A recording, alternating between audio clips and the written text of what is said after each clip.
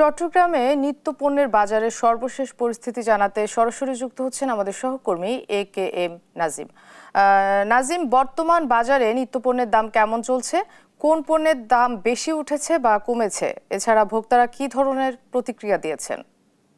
চট্টগ্রামের বাজারে দু একদিনের মধ্যে যে আশুরা, দু একদিন আগামী রোববার যে আশুরাকে উপলক্ষ করে কিন্তু ব্রয়লার মুরগি, যেটি বলা যায় ফার্মের মুরগি, এটার দাম কিন্তু কেজি প্রতি 20 থেকে 25 টাকা পর্যন্ত বেড়েছে।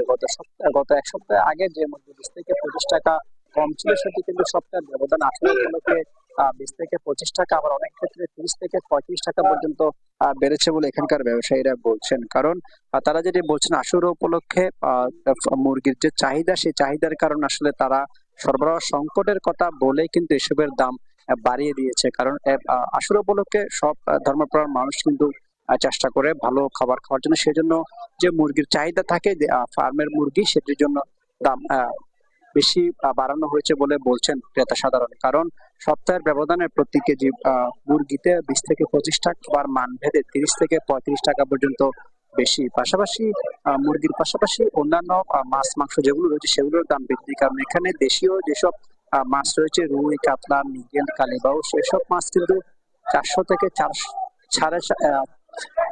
450 টাকা পর্যন্ত হচ্ছে।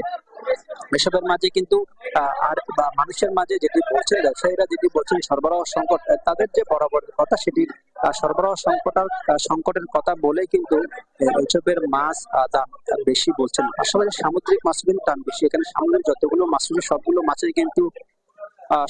মাছের কিন্তু 20 থেকে 50 টাকা, আবার অনেক ক্ষেত্রে মানভেদে 100 টাকা পর্যন্ত বেশি বলছেন।